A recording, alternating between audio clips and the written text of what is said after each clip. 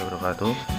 Saya Husain Fahrul Syakirin, NPM 191446025 dari kelas A1 19 Prodi Pendidikan Guru Sekolah Dasar. Nur Nadia, NPM 19144600026 dari kelas A119 Prodi BGSD Universitas PGRI. Assalamualaikum warahmatullahi wabarakatuh. Perkenalkan, nama saya Wahyu Puspa Mawarin Utami, NPM 27 kelas A119.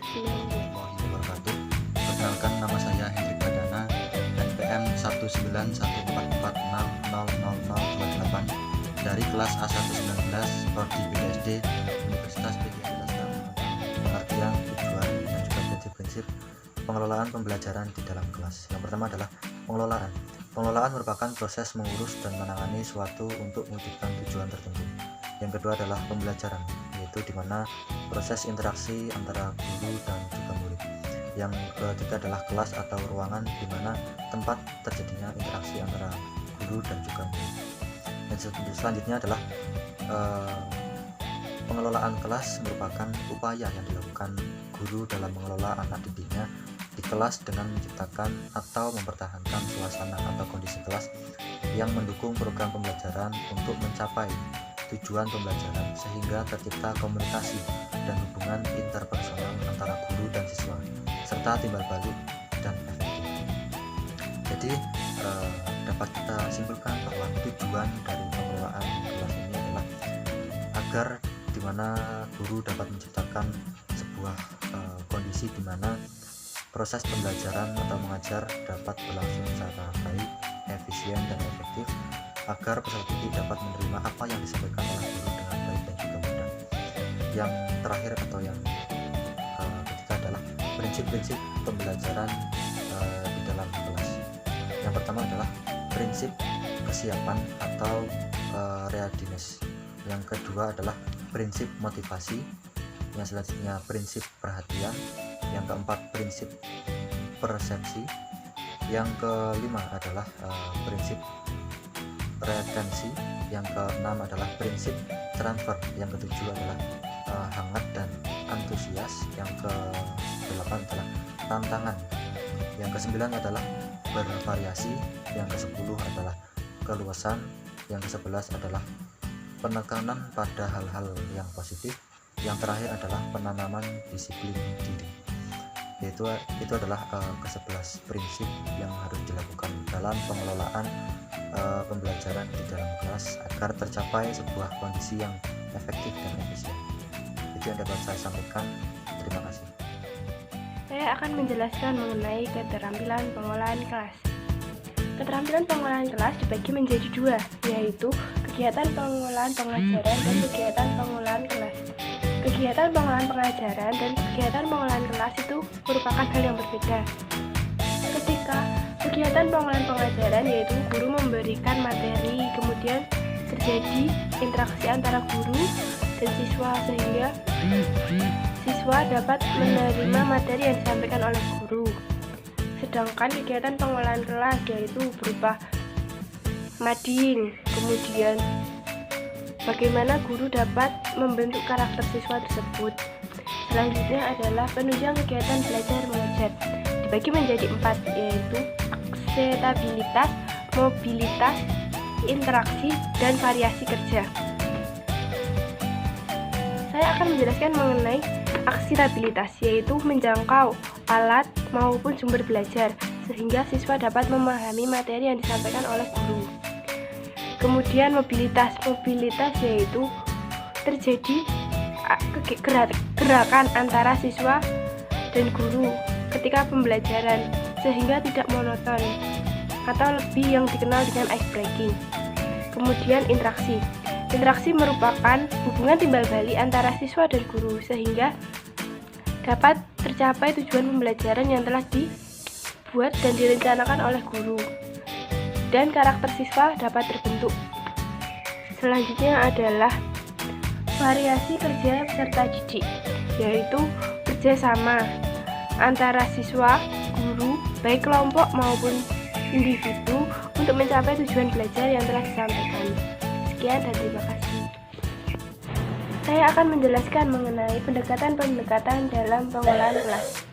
Pendekatan dalam pengolahan kelas dibagi menjadi 3. Yang pertama adalah pendekatan perubahan tingkah laku, yang kedua adalah pendekatan proses kelompok, yang ketiga adalah prosedur pengolahan kelas.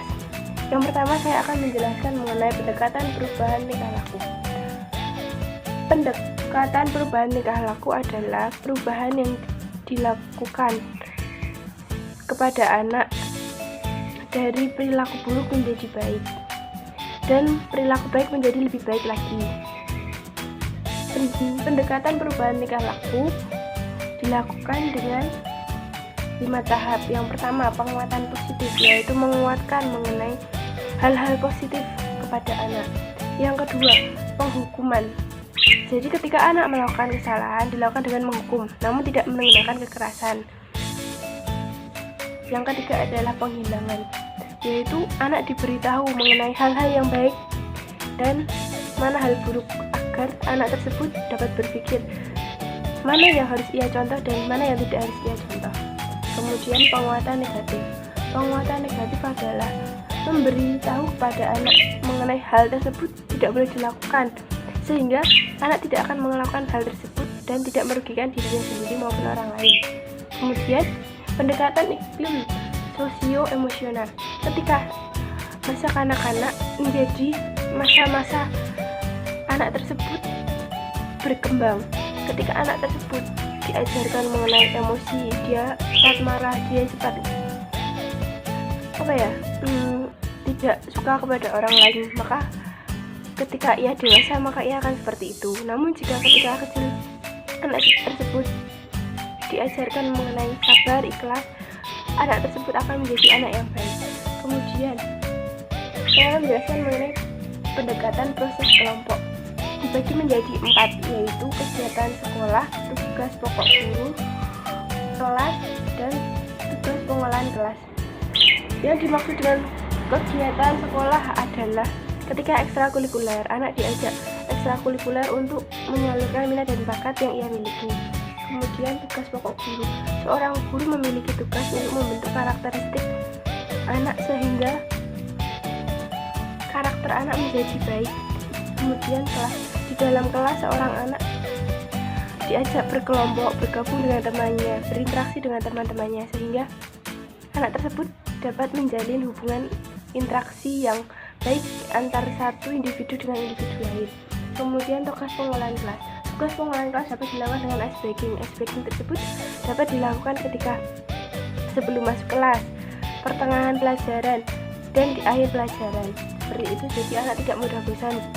Kemudian yang ketiga adalah prosedur pengolahan kelas. Prosedur pengolahan kelas masih dibagi lagi menjadi 2, yaitu tindakan preventif dan tindakan kuratif.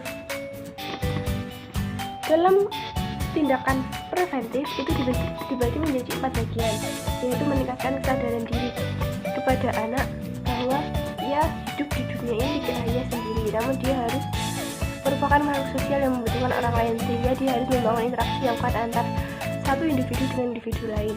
Kemudian peningkatan kesadaran peserta didik. Berbeda dengan peningkatan kesadaran diri, ketika seorang anak menjadi peserta didik, maka ia harus lebih belajar lagi mengenai intelektual. Kemudian ketika di rumah ia apa-apa ibu, ketika ia menjadi peserta didik, ia harus menjadi anak yang mandiri. Kemudian inisialisasi sikap tulus dari guru. Jadi seorang guru itu harus dapat memperlakukan anak itu dengan baik, tidak membeda-bedakan antara anak satu dengan anak lain, karena setiap anak pada hakikatnya memiliki kemampuan yang berbeda dan minat bakat yang berbeda, sehingga guru tersebut harus dapat menerima kekurangan dan kelebihan anak tersebut. Kemudian mengenal dan menentukan suatu alternatif. Ketika terjadi anak berantem maupun anak murung, anak sedang tidak mood, dia tidak mau belajar, maka seorang guru harus berpikir bagaimana caranya agar anak tersebut tidak murung, tidak marah, tidak merasa sendiri, seperti itu.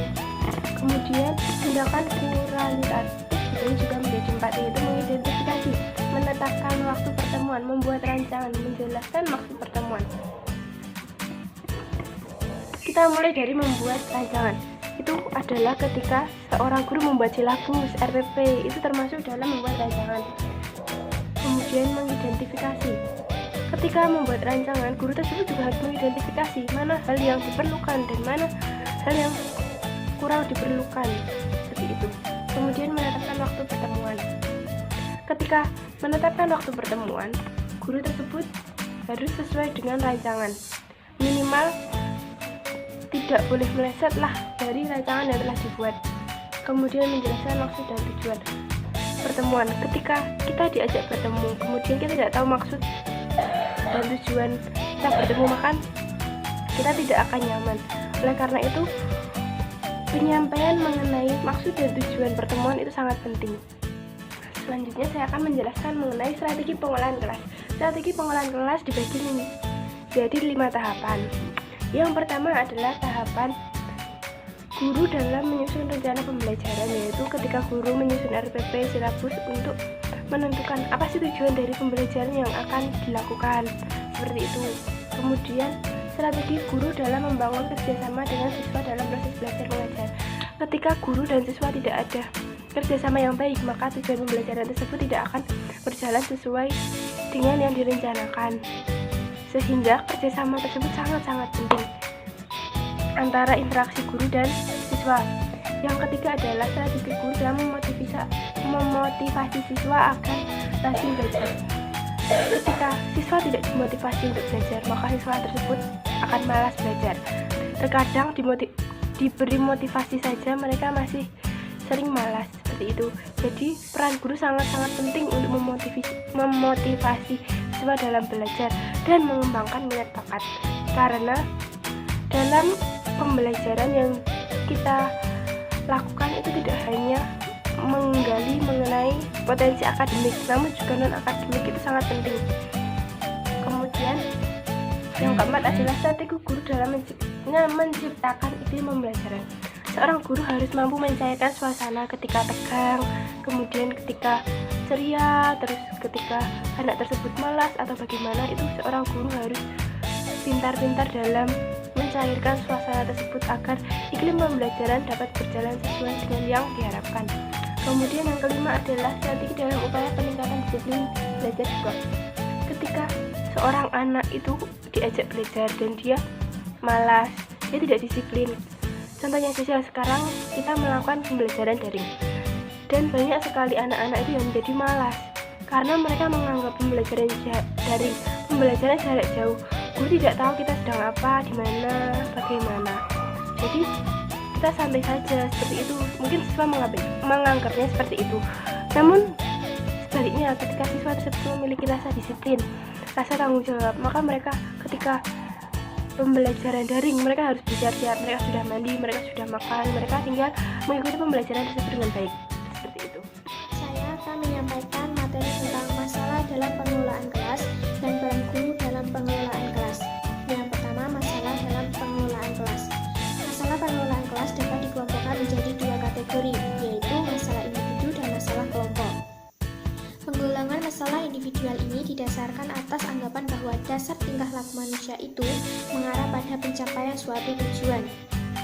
Ada 4 jenis penyimpangan tingkah laku yang berkaitan dengan masalah pengelolaan kelas, yaitu yang pertama, attention getting behaviors, atau pola perilaku mencari perhatian, yaitu ketika seorang siswa yang gagal menemukan kedudukan dirinya secara wajar dalam suasana hubungan sosial yang saling menerima, biasanya ia akan bertingkah laku mencari perhatian orang lain. Yang kedua, power seeking behaviors, atau pola perilaku menunjukkan kekuatan atau kekuasaan, yaitu tingkah laku mencari kekuasaan sama dengan mencari perhatian yang destruktif tetapi lebih mendalam.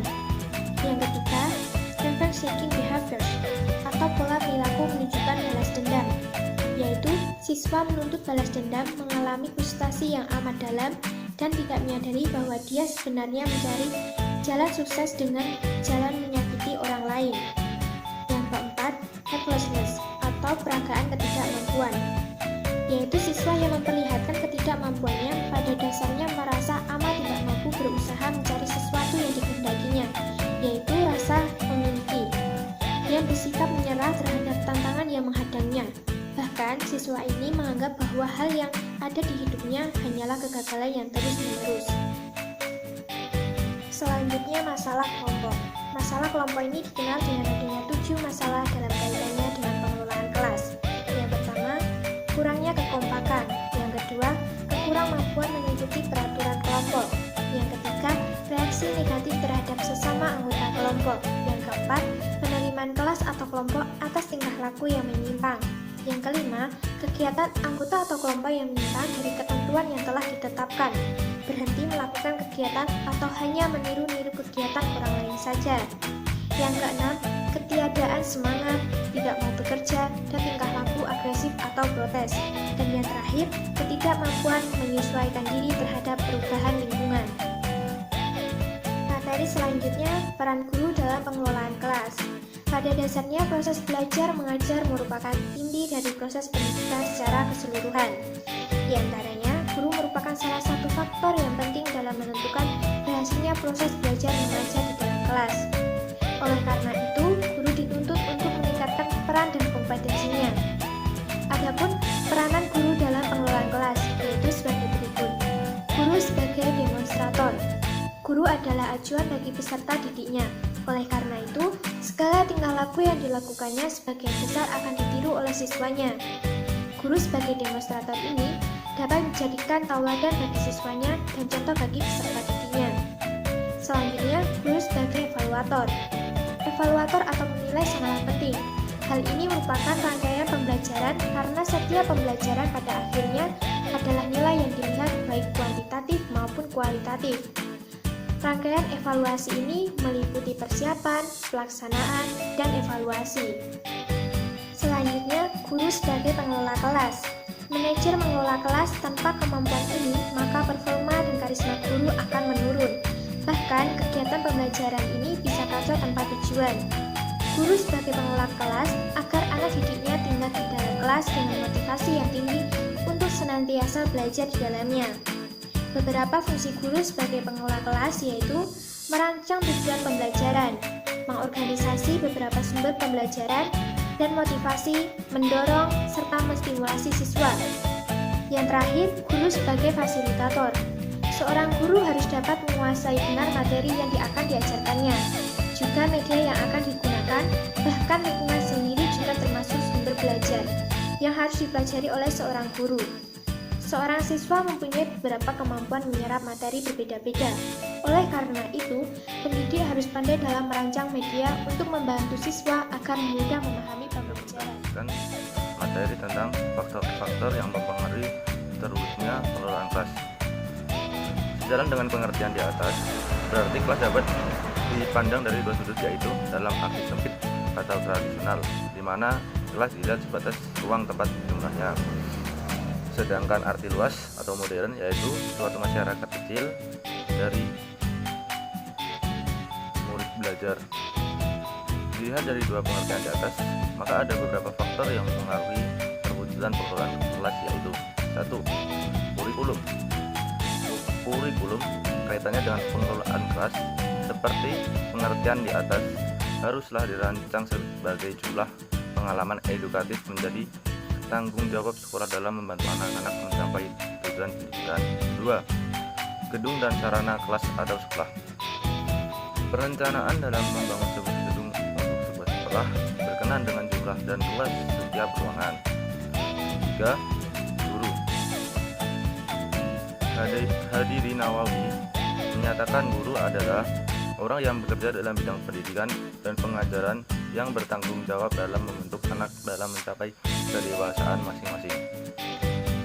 4. Murid atau siswa. Murid sebagai unsur kelas memiliki peran kebersamaan, merupakan kondisi yang sangat penting. Artinya, bagi terciptanya kelas yang dinamis.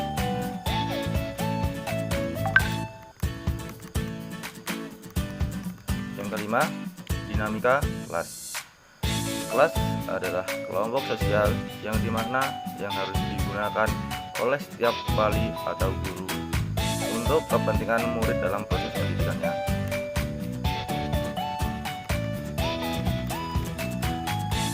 Sekarang saya akan menerangkan materi tentang upaya yang dapat dilakukan untuk mengatasi masalah dalam pengelolaan kelas. Untuk mengatasi masalah dalam pengelolaan kelas, ada beberapa pendekatan yang dapat dilakukan, di antaranya sebagai berikut. Yang pertama, behavior modification approach.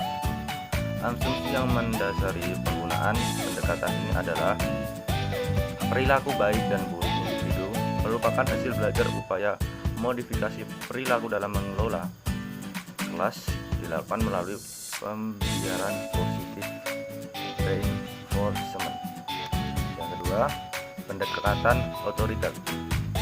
Pandangan yang otoriter dalam pengelolaan kelas merupakan seperangkat kegiatan guru untuk menciptakan dan memperhatikan ketertiban suasana kelas.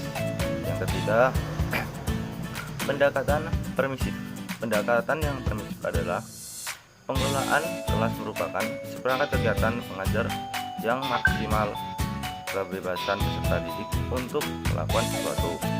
4. Pendekatan membiarkan dan memberikan kebebasan. Untuk dapat menangani masalah-masalah pengelolaan kelas secara efektif, guru harus mampu A. Mengenali secara tepat sebagai jenis masalah pengelolaan kelas baik yang bersifat perorangan maupun kelompok. B. Memahami pendekatan mana yang cocok dan tidak cocok jenis masalah tertentu. C.